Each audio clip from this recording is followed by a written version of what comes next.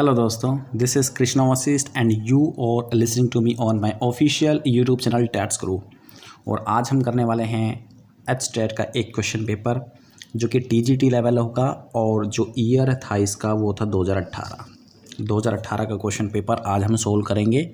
और यहाँ पे मैं डिस्कस करूँगा चाइल्ड डेवलपमेंट एंड पैडागोजी, ठीक है, क्योंकि मोस्ट ऑफ द टाइम मैं अपने चैनल पर चाइल्ड डेवलपमेंट एंड पैडागोजी को ही टीच करता हूँ। इसके अलावा मैं एक अनाउंसमेंट करना चाहता हूँ कि मेरे चैनल पर सीटेट के प्रीवियस ईयर के क्वेश्चन पेपर सोल्ड हैं, ठीक है, विद एक्सप्लेनेशन, ठीक है, आप उनको देख सकते हैं और अपनी तैयारियों का जायज़ा ले सकते हैं। साथ में एचटेट के क्वेश्चन पेपर भी मैंने जो है सोल्व किए हुए हैं, ये भी एक एचटेट का क्वेश्चन पेपर है। और अगर आप चैनल पर नए आए हैं तो प्लीज़ सब्सक्राइब करके प्यार की घंटी बजा दो, जिससे कि आपको टाइम टू टाइम नोटिफिकेशन मिल जाए जब जब मैं वीडियो अपलोड करूं, ठीक है। तो दोस्तों आज बड़े प्यार से समझेंगे कि एक्चुअली में पहला क्वेश्चन लेते हैं, ठीक है। पहला क्वेश्चन आप लोग के सामने है।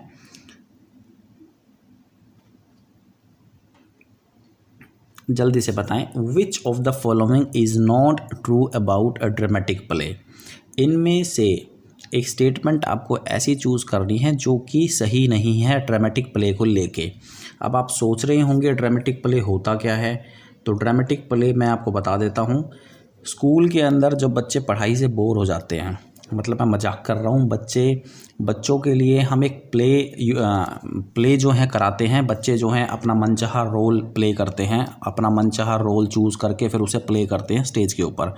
आपने भी देखा होगा अगर आप एक टीचर हैं तो, जैसे कि 15 अगस्त में हम बच्चों की एक्टिविटी कराते हैं तो उसमें कुछ बच्चे जो हैं प्ले करते हैं, तो वही होते हैं ड्रामेटिक प्ले। अब उस ड्रामेटिक प्ले को लेके आपको एक ऑप्शन यहाँ पे जो कि ट्रू नहीं है ड्रामेटिक प्ले को लेके, एक ऐसा ऑप्शन यहाँ पे चूज़ करना है। पहला ऑप्शन आपके सामने है, it is the active play. ये एक्टिव प्ले की फॉर्म है, तो बिल्कुल सही बात है, एक्टिव प्ले की फॉर्म है। It is known as make believe play. ये जो है विश्वास करने वाला प्ले है। विश्वास करने वाला मतलब ये है कि बच्चे इसमें जो परफॉर्म करते हैं, एक्चुअली में जैसे मान लो एक बच्चा जो है भगत सिंह का रोल प्ले कर रहा है, ठीक है। अब भगत सिंह के रोल को प्ले कर रहा है जो कि आसान नहीं है, क्योंकि भगत सिंह जो है बड़ी हस्ती है। उनके रोल को जो बच्चा प्ले कर रहा है तो वो एक्चुअली में अपनी सारी एक्टिंग उस रोल के अंदर डालने की कोशिश करेगा, जिससे कि ऑडियंस को ये लगे कि हाँ वास्तव में ही भगत सिंह है भाई, ठीक है। तो ये चीज़ भी सही है, विश्वास करने के लिए ऐसे प्ले होते हैं। उसके बाद it is involve overt behaviour. Overt behaviour का मतलब है कि एक्चुअली में यहाँ पे ऐसा ड्रामेटिक प्ले होता है जिसको कंप्लीटली समझने वाला, मतलब ऑडियंस देख के समझती है कि एक्चुअली में बच्चे क्या परफॉर्म करने की कोशिश कर रहे हैं, ठीक है, पूरी तरह से समझना। This is overt behaviour. उसके बाद लास्ट ऑप्शन देख लेते हैं, it is always reproductive. Reproductive मतलब ये हमेशा जो है कुछ ना कुछ बच्चों को सिखाता है, ठीक है, यूज़फुल होता है। तो ऐसा हम कह नहीं सकते कि कोई भी ड्रामेटिक प्ले हमेशा ही रिप्रोडक्टिव होगा। सम टाइम ऐसा भी होता है कि भाई एनर्जी वेस्ट होती है लेकिन एक्चुअली में आउटकम कुछ नहीं निकलती है, ठीक है। तो हमेशा ये नहीं कह सकते, गारंटी नहीं है कि 100% जो है सही होगा, ठीक है। बच्चे कई बार क्या है मौज मस्ती में भी चीज़ों को उड़ा देते हैं। तो ऑप्शन जो इसका करेक्ट है दोस्तों वो है it is always reproductive. Guarantee नहीं है कि 100% जो है आउटपुट निकलेगी ही निकलेगी, लेकिन ड्रामेटिक प्ले होता बहुत ख़ास है। बच्चों को काफ़ी कुछ सीखने को मिलता है, बच्चे का इंटरेक्शन होता है और सबसे बड़ी बात बच्चों का सोशलाइजेशन भी होता है, ठीक है, ड्रामेटिक प्ले से। चलते हैं आगे, उम्मीद करता हूँ कि आपको समझ में आ गया होगा। उसके बाद dyscalculia is a type of. अब ये जो बीमारी है, बीमारी कह लो कुछ भी कह लो, अब जो ये बीमारी है डिसकैलकुलिया, ये एक प्रकार की डिसेबिलिटी है, ये तो आपको पता ही होगा।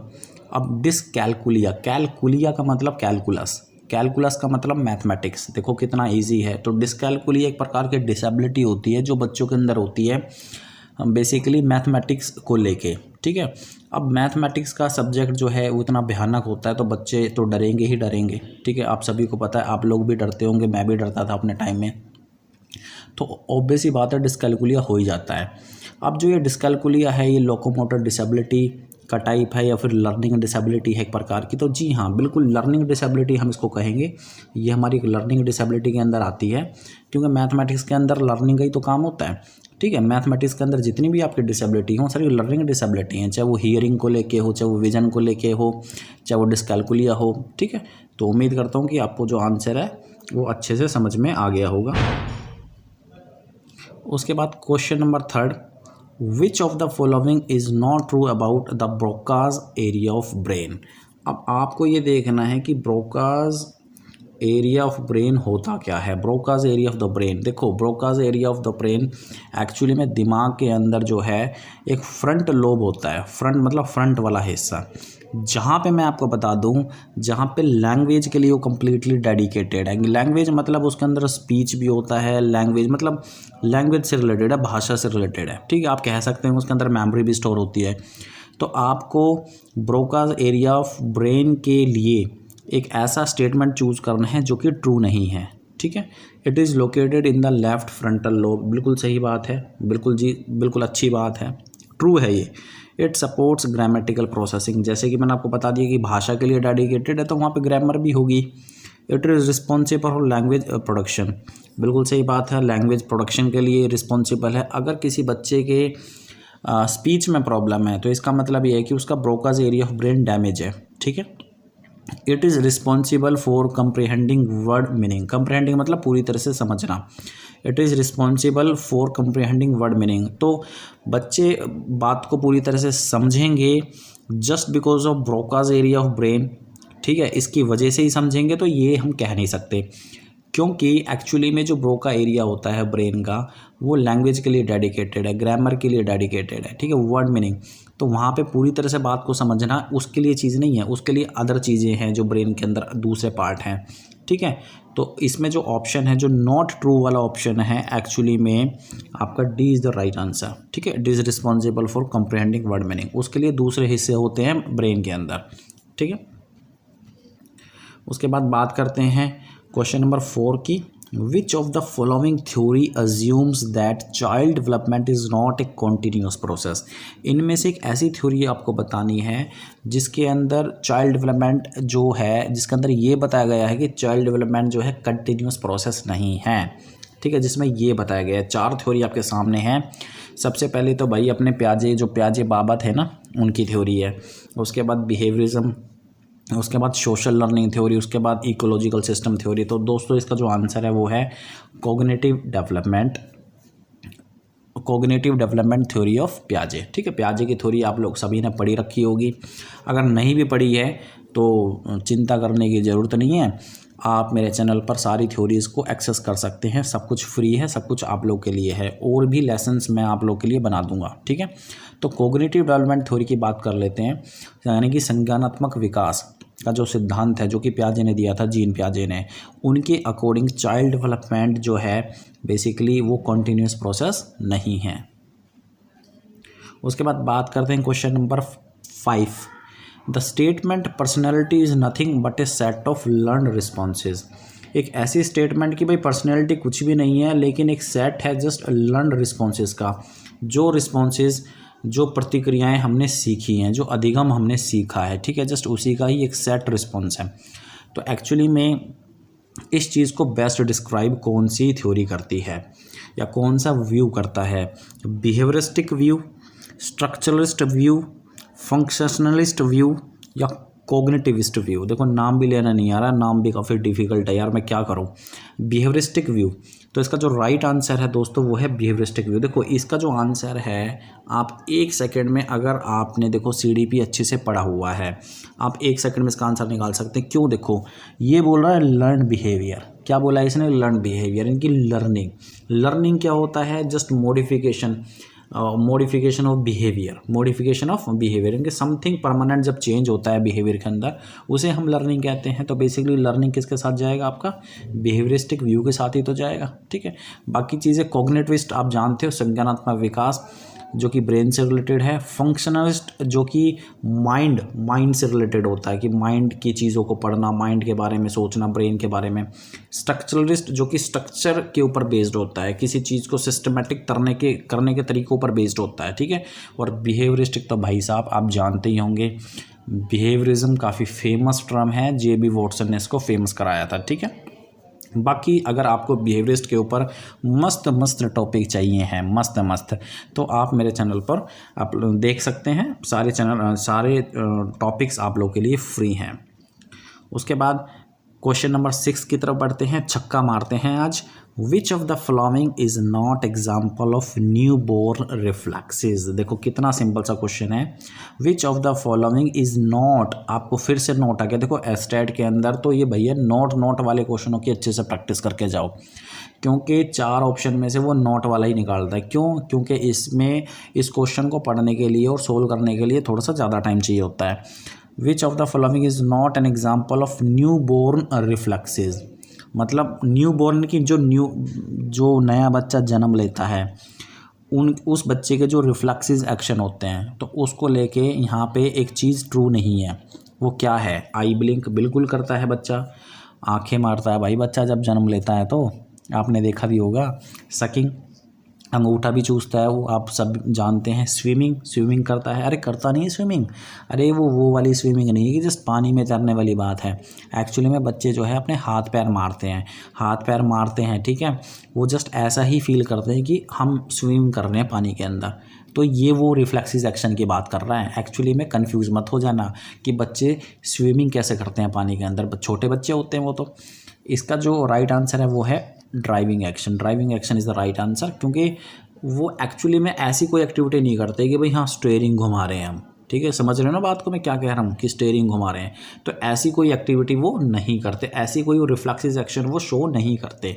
तो उसका जो राइट आंसर है वो है ड्राइविंग कार।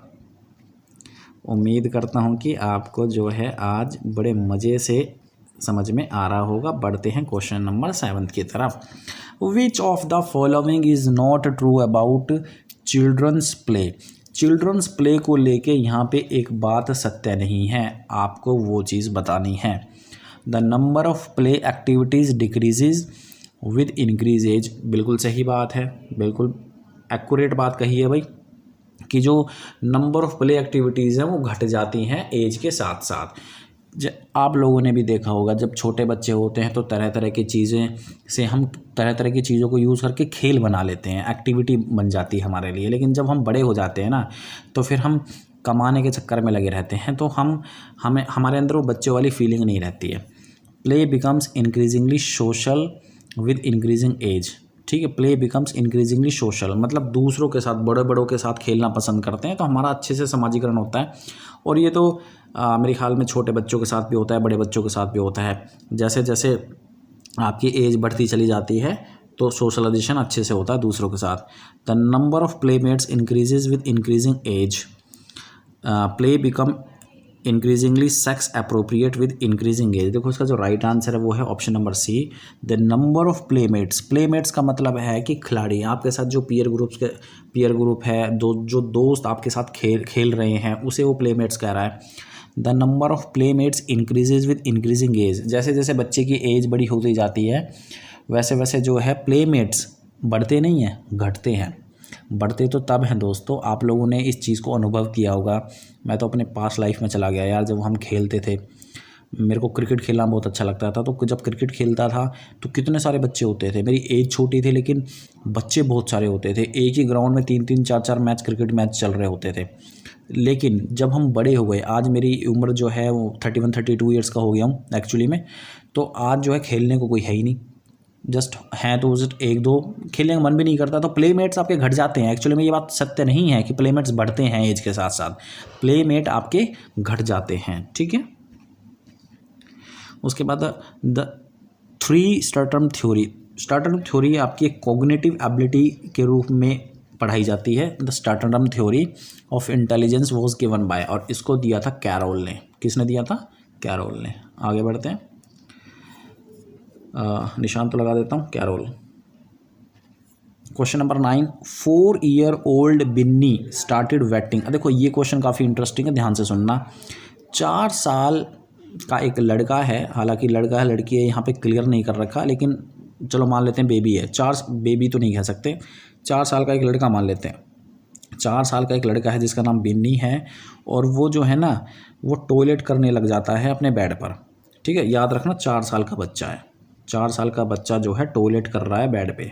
ठीक है, और कब कर रहा है टॉयलेट, ये देखो कि जब उसके मम्मी पापा एक न्यू बेबी को होम में लाते हैं, यानी कि नए बच्चे को जन्म देते हैं, कोई दूसरा बच्चा इसका भाई आ गया।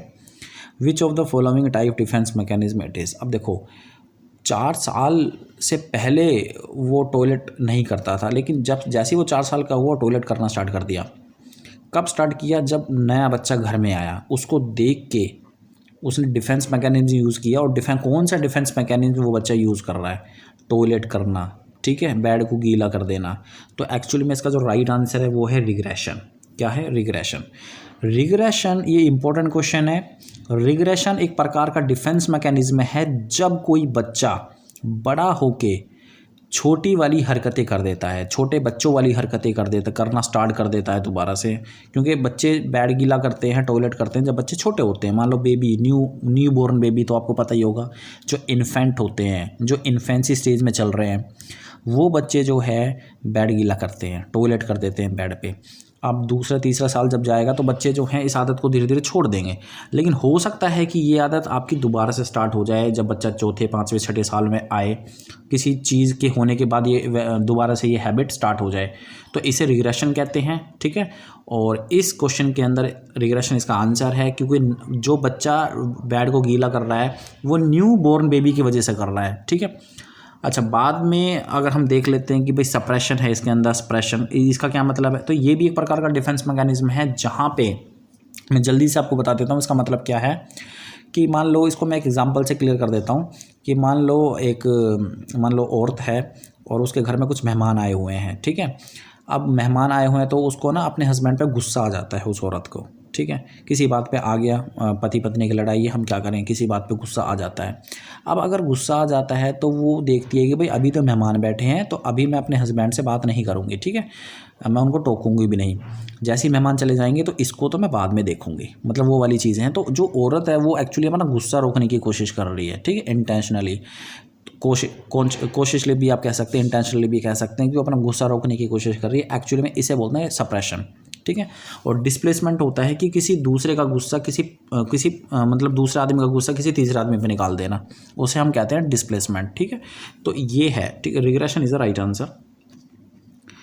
विच of the following statement is not true. इनमें से कौन सी स्टेटमेंट सत्य नहीं है, तो सत्य नहीं है, तो इसका जो राइट आंसर है वो है पहला option, classical conditioning deals with voluntary behaviour. तो सबसे पहले देखो, आपको वॉलंटरी बिहेवियर समझना होगा कि वॉलंटरी बिहेवियर होता क्या है। वॉलंटरी बिहेवियर होता है दोस्तों कि जो ब्रेन जो है इंटेंशनली एक्टिव होता है। ठीक है, नहीं समझ में आया ना, मैं समझाता हूँ आपको कि ब्रेन कब इंटेंशनली वो चीज़ करता है। जैसे मान लो आप वॉकिंग कर रहे हो, तो आप जानबूझ के वॉकिंग कर रहे हो ना, आप चल रहे हो, इंटेंशनली आप वॉकिंग कर रहे हो, चल रहे हो आप। ठीक है, जैसे मान लो आप साइकिल चला रहे हो, तो आप जानबूझ के साइकिल चला रहे हो ना, ड्राइविंग करना, आप जानबूझ के ड्राइविंग कर रहे हो, आप बैठे हो जानबूझ के बैठे हो, तो ये ब्रेन के वॉलंटरी एक्शंस है, वॉलंटरी बिहेवियर है। ठीक है, अब अगर कोई चीज़ अनइंटेंशनली हो, भाई रिफ्लेक्सेस के जरिए हो, आपका मतलब नहीं था वो चीज़ को करने का, लेकिन एक्चुअली आपसे हो गई वो, उसे कहते हैं इनवॉलंटरी बिहेवियर। उसे क्या कहते हैं, इनवॉलंटरी बिहेवियर। जैसे कि फॉर एग्जांपल वोमिटिंग कर देना, उल्टी कर देना, भाई अचानक से हो गई, हमें इंटेंशनली तो हमने नहीं की ना, लेकिन वो अचानक से हो गई, इतना खा लिया मैंने, एसिडिटी हो गई पेट में और अचानक से हो गई, तो उसे कहते हैं इनवॉलंटरी बिहेवियर्स।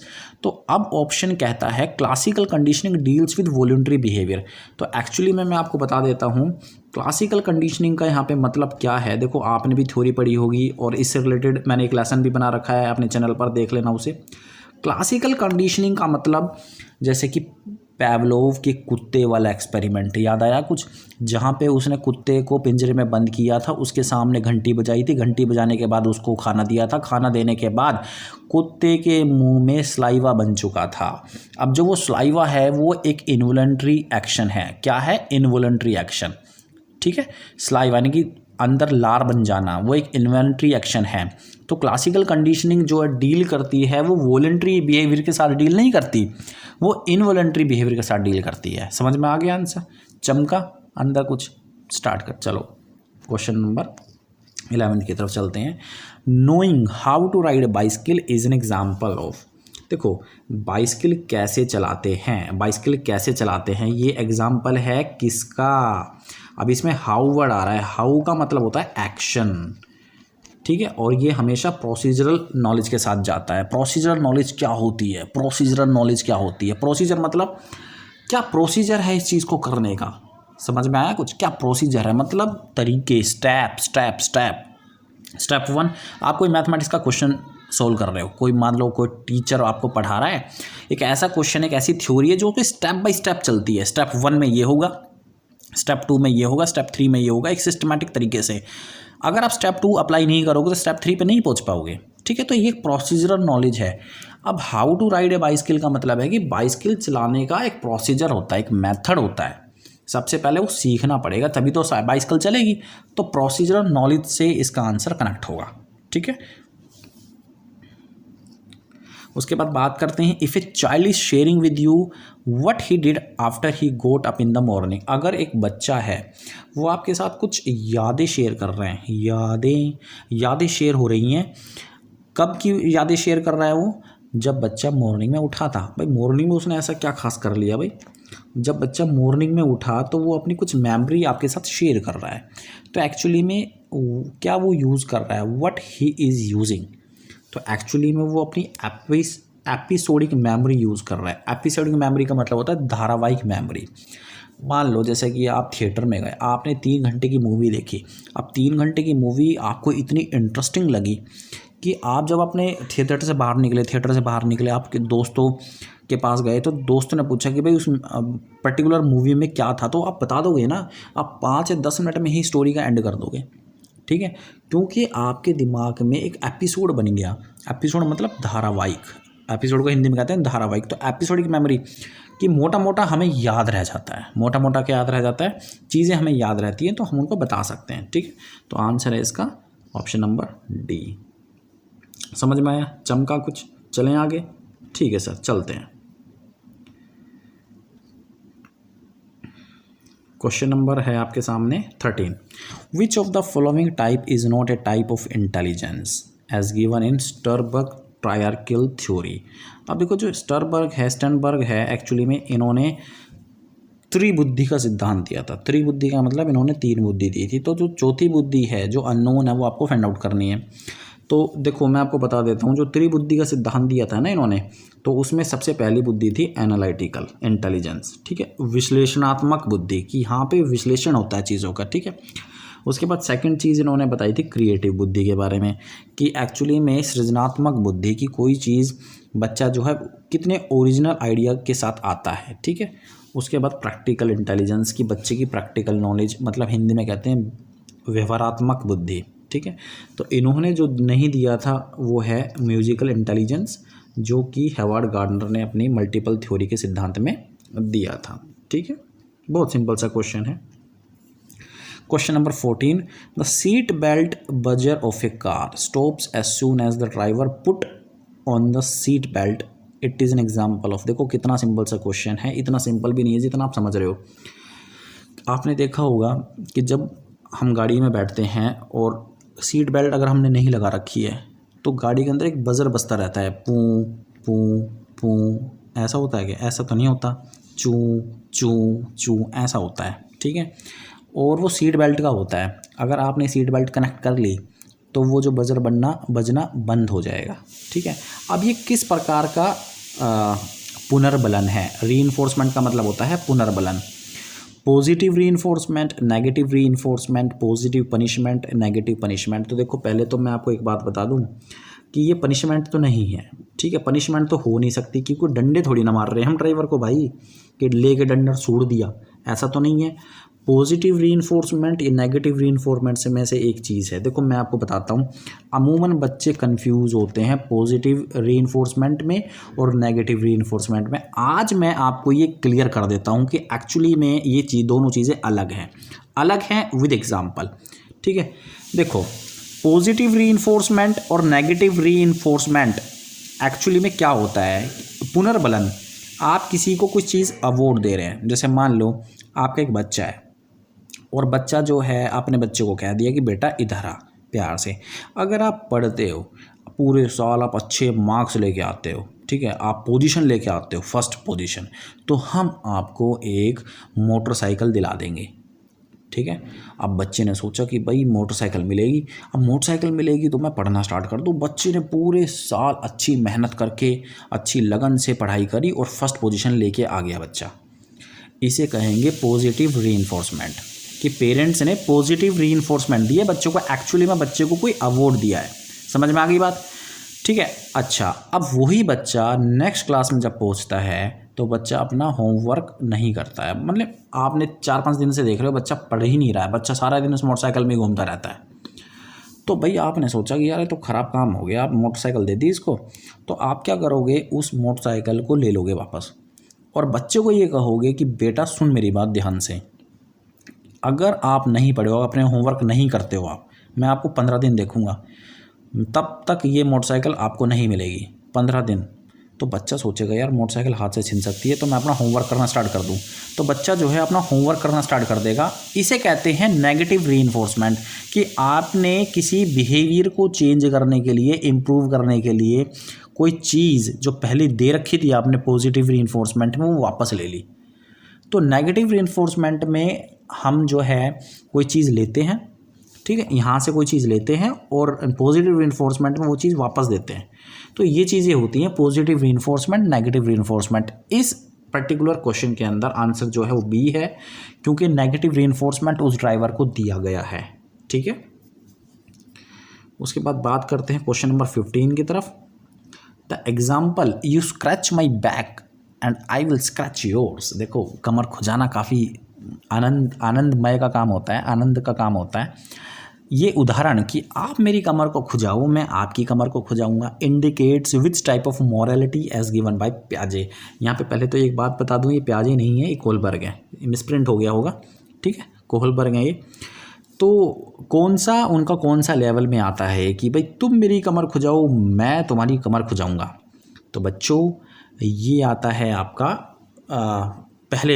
पहला जो लेवल है pre conventional morality, mutual exchange. याद आया कुछ, म्यूचुअल एक्सचेंज, जहाँ पे टिट फॉर टैट वाली कंडीशन बन जाती है कि भाई तूने मुझे मारा तो मैं भी तुझे मारूंगा, तूने मुझे मारा, तूने मेरी कॉपी फाड़ी तो मैं भी तेरी कॉपी फाड़ूंगा, तूने मेरी टॉफ़ी खाई तो मैं भी तेरी टॉफ़ी खाऊंगा।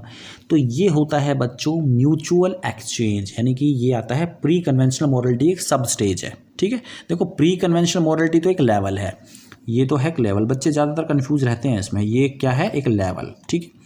लेकिन जो इसके अंदर म्यूचुअल एक्सचेंज की स्टेज है, म्यूचुअल एक्सचेंज की जो स्टेट है या स्टेज है, वो है इसकी सब स्टेज, ठीक है। तो म्यूचुअल एक्सचेंज, अगर सब स्टेज बोले तो म्यूचुअल एक्सचेंज पे आपको आंसर लगाना है, और अगर वो लेवल पूछ रहा है तो प्री कन्वेंशनल मॉरलिटी पे आप आंसर अपना छाप सकते हो, ठीक है दोस्तों। तो ये थे टोटल 15 क्वेश्चन, और मैं फिर से बता दूं ये एचटेट का क्वेश्चन पेपर है, HTET Haryana teacher eligibility test, ठीक है, हरियाणा वालों के लिए। और 2018 का क्वेश्चन पेपर है, टीजीटी लेवल मैंने सोल्व कराया है। अगर आप पुराने एचटेट पेपर एग्जीक्यूट नहीं सोल्व करना चाहते हैं, जो कि ऑलरेडी सोल्ड हैं, आप जस्ट उनको देखो, कंसेप्ट क्लियर करो, विद एग्जांपल्स मैंने आपको समझाया है, सारे आप एक्सेस कर सकते हैं। सीटेट के क्वेश्चन पेपर भी आप एक्सेस कर सकते हैं, ठीक है। और जितना भी सीडीपी से रिलेटेड है, सारे कोर्सेज़ के अंदर जितने भी टॉपिक होते हैं चाइल्ड डेवलपमेंट एंड पैडागोजी से रिलेटेड, वो सब कुछ ऑलरेडी मैं बना चुका हूँ, ऑलरेडी अपलोडेड हैं।